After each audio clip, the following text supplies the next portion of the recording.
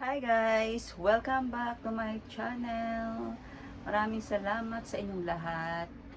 At ngayon, ang isi-share ko naman sa inyo ay tungkol sa mga bagay na akin nang itinigil. So, ito yun ha, ang aking, English yung aking title ngayon.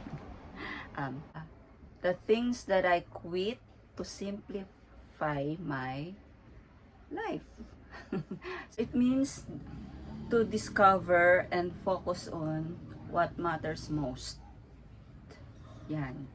Kaya nagsisimplify ako sa aking buhay. Kasi last year, yan, mga unti-unti ko siyang binabawas, tinatanggal. Kaya ngayon ko siya sinishare 2025 para may proof talaga ako sa inyo sa mga naganap or experience ko. So, unang-una muna guys, I quit social media. Pero hindi naman lahat. Syempre, nandito pa ako sa ang sinasabi ko ay yung TikTok and Instagram. Iyan. And Pinterest na din. Meron akong Pinterest, meron akong Instagram. Pero yung TikTok, sobrang tagal ko nang tinigil yan. Siguro 2020 pa. Siguro nag-stay lang ako mga 1 month or 2 months, tapos nag-stop na ako agad doon. So, kasi alam niyo naman ang social media, social media is notorious for making us feel we are not good enough. So, kasi guys, 'di ba? Sa social media nandiyan yung mga comparison, parang kino-compare mo yung isa't isa, yung meron silang ganito, iba wala, mas magaling to, mas maganda to, mas maputi to, ganyan. Maganda talaga yung na-quit ka sa social media kasi yan, nakaka-focus ka sa mga gusto mong gawin at hindi ka na di-distract. Kasi 'di ba, scroll ka ng scroll. Kaya maganda rin sa cellphone mo, nababawasan mo ang iyong screen time. Parang nakakaroon ng pahinga ang cellphone. At sabi nga uh, a, a deliberate break from digital devices to mitigate screen overuse and promote offline activities. O, di ba? Wala nang distraction, nagkakaroon ka pa ng physical activities, hindi yung kamay lang yung may activities. Tsaka guys, nagkaroon na ako ng time magdasa ng Bible, pray kay Lord. Meron na akong quiet moment with God at nakakapag-praise and worship na ako. O, di ba? Parang mas maganda ang impact sa buhay. Nagiging positive na yung aking thoughts. Good. Maganda ang impact sa akin talaga ng pag-quit ko sa lahat. Talagang nagkaroon ng focus ang aking pananaw sa buhay. Naging simplify. Na-simplify ko na yung aking pananaw. Na alam ko na yung important, ang what matters most. Kaya yun. So, ang meron na lang ako ngayon ay FB and itong YT. Diyan na lang ako ngayon nakafocus. Kaya nandito pa rin ako. Hi. Sa mga thank you sa inyong patuloy pa rin nakasubaybay. Yan. So, game sa CP. Ayan guys. Syempre, pagkatapos ng social media, alaman, games sa CP. Wala kang katigil-tigil. Ang mayroon akong mga games dati ay yung Bubbles, yung gano'n yun. Tapos, Candy Crush, Gardenscape, Farm, basta yung farming. Yan. And then, next naman ay, ayan, na-share ko na yung binge watching. So, na-share ko na sa inyo guys.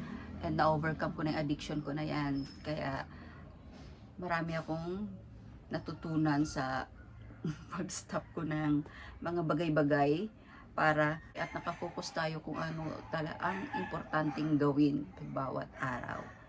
At susunod naman ay yung ginawa kang holding on to belongings. Yung importante minsan na hindi mo naman na ginagamit, pero importante sa'yo at may meaning sa buhay mo, nalilit go ko na, parang sinishare ko na yung mga yun sa aking kapatid, ganyan, sa aking mga pinsan, mga bagay na mahalaga sa akin. Ayun, nililet go ko na siya. Then, being hard on myself. Yan, kasi nag-stop na rin ako na, limbawa, ang pag-exercise ngayon, okay na saan kasi everyday naman, meron tayong pahinga. Kasi mahirap naman din yung ipipilit natin yung mga bagay na gagawin natin na hindi mo naman kaya minsan. Kasi minsan 'di ba may mga oras talaga, lalo na sa ating mga kababaihan, na ang nakakatamad kumilos. Kasi nga tulad kong na age ng menopausal period, ganyan, yung mga perimenopause, yung mga symptoms na dumarating, yung mga hormonal imbalance, mga ganyan. Kaya minsan iniisip ko, hindi na kung may bad days, mga having a downside or bad days sa sarili ko, okay lang yan. Minsan nililet go ko na lang, and then bawi na lang next, ganon. At next ay nag-stop na rin ako, matagal na ako nag-stop wearing makeup, kasi nga 'di ba, ang hirap magtanggal minsan ng mga ganyan makeup. Hindi na ako nag-makeup ng yung mga blush on, ano yan, dito sa pilik mata, eyeshadow. Yun nga, sinishare ko na lang is yung lipstick. Yan, mas malipstick na lang ako. At saka, tutulog ka na, para ang hassle minsan maglilinis ng mukha ko. Or siguro minsan tawagin na lang natin katamaran. Basta, ni-stop ko na yan. Wearing makeup. At sunod naman, yung mga negative thoughts. Yan, yung mga negative na naiisip ko, itinigil ko na. Halimbawa, yung may maramdaman lang ako sa sarili ko na masakit, ayan, baka iniisip ko, baka meron na akong sakit na ganito, sakit na ganyan, or minsan naman, paano bukas ang mga mangyayari na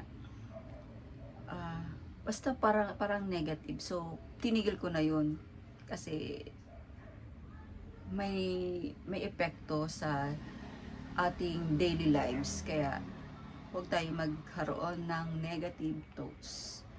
At ang last ko ay stop following trends. Ayan, tinigil ko na rin yun.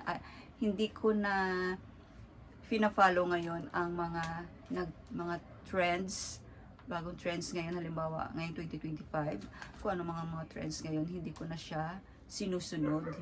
Lalo na meron akong goal ngayong 2025, yung stop buying, no need to buy like non-essential things. Kaya yan, stop following trends na, para to achieve the goal this 2025. Pero hindi naman ako minimalist, guys, ha. Sinatry ko lang kung ano ang kakahinatnan ko sa goal na ito ngayong 2025. Yung bawasan ko ang mga social media, mag-focus na lang ako sa what matters most in our life, in our daily lives. Doon na lang ako magpo-focus para ma-simplify ko yung aking buhay everyday. So, sana may tutunan po kayo sa aking ibinahagi ngayon. Please give it a thumbs up. At don't forget, Jesus loves you. Thank you for watching, guys. God bless.